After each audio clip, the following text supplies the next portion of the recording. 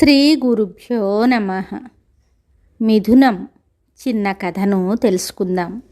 మిథునం అంటే జంట అని అర్థం. మొదటిసారి బ్రహ్మగారి శరీరం నుండి కుడి భాగం నుండి పురుషుడు, ఎడమ భాగం నుండి స్త్రీమూర్తి వచ్చారు. వారి పేర్లు స్వయంభో మనువు, శతరూప. ఈ విషయం భాగవతంలో ఉన్నది. ఈ సృష్టిలో మొదటి జంట వీరే. అప్పటిదాకా సృష్టి అంతా బ్రహ్మ శరీరం నుంచి జరిగింది. ఈ జంటను కూడా బ్రహ్మ తన శరీరం నుంచే సృష్టించాడు. బ్రహ్మ వారికి చెప్తాడు, ఇప్పటి నుంచి మీరు మీ ఇద్దరి కలయికతో సృష్టి జరగాలని. వారు బ్రహ్మగారి ఆజ్ఞను శిరసా వహించారు. దీనిని బట్టి మనం తెలుసుకోవలసింది, భార్యాభర్త అంటే ఒకే శరీరం, ఒకే ప్రాణం, ఒకే ఆలోచన అని. వ్యక్తులుగా ఇద్దరుగా కనిపించిన వారు ఒక్కరే అని మనం గ్రహించాలి. అందుకే వారు ఒకరి మాట ఒకరు జవదాటరు. అసలు ఆ పరిస్థితి రాదు. ఎందుకంటే మనం ఇద్దరిగా ఉన్న ఒకరం. అయితే వారి ఆలోచన, అభిప్రాయం, వ్యక్తిత్వం ఎందులోనూ పెద్దగా తేడా రాదు. ఒకే ఆత్మ, ఒకే శరీరం రెండు ఆలోచనలు చేయదు కదా. అందుకే ఇద్దరిది ఒకే మాట, ఒకే బాటగా జీవనయానం చేస్తారు. ఎంత ఆదర్శ దంపతులైనా భార్యాభర్తలన్నాక ఒక్కోసారి వారికి కూడా చిన్న చిన్న సమస్యలు, తగాదాలు, మాట పట్టింపులు వస్తాయి. కానీ వాటిని వారే పరిష్కరించుకుంటారు. వారి మధ్యకు ఎవరు వెళ్ళినా ఇద్దరూ ఏకమై ఆ వెళ్ళిన వారిని తిడతారు. అందువల్ల భార్యాభర్తల తగాదాలోకి ఎవరు తలదూర్చకూడదని అంటారు.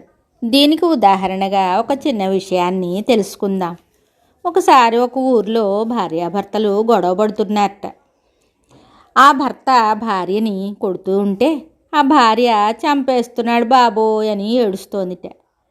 చుట్టుపక్కల వాళ్ళు చూడలేక ఆ భర్తని రెండు కొట్టి తిట్టి అతన్ని పక్కకు గెంటారట.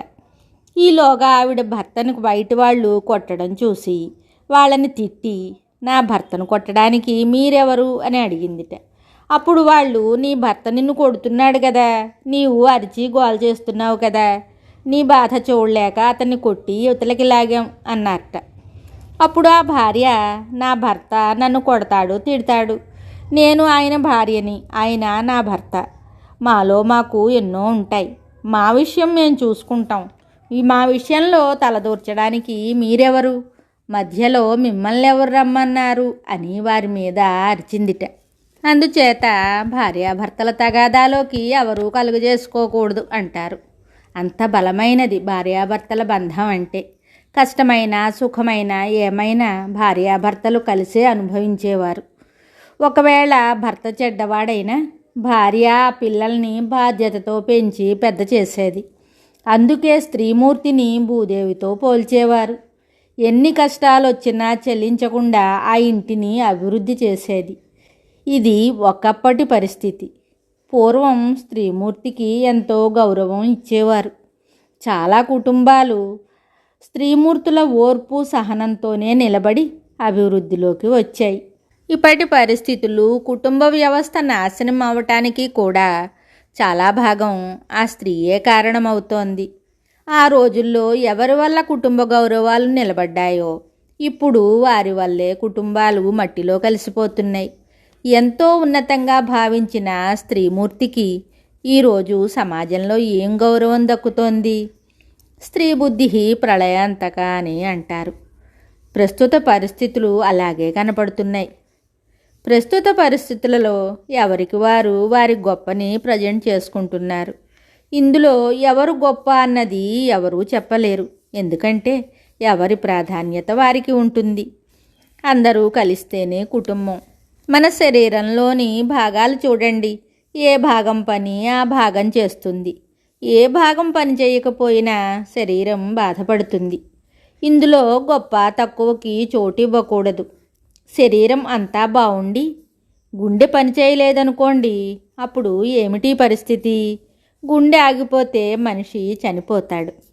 గుండె కూడా పనిచేసి మెదడు పనిచేయలేదనుకోండి, అప్పుడు పరిస్థితి ఏమిటి?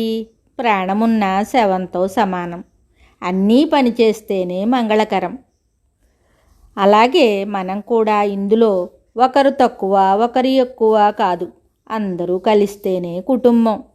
అప్పుడే సంతోషం. భార్యాభర్తలు కూడా శరీరంలోని భాగాల వంటి వారే. అందరూ బాగుంటేనే కుటుంబం బాగుంటుంది. ఇప్పటి పరిస్థితులు చూస్తుంటే చాలా ఆందోళనకరంగా ఉన్నాయి. ఈ పరిస్థితులు మంచిగా మారాలని, అందరూ ఆత్మీయంగా ఉండాలని ఆశిస్తూ మీ నేస్తం. శుభం.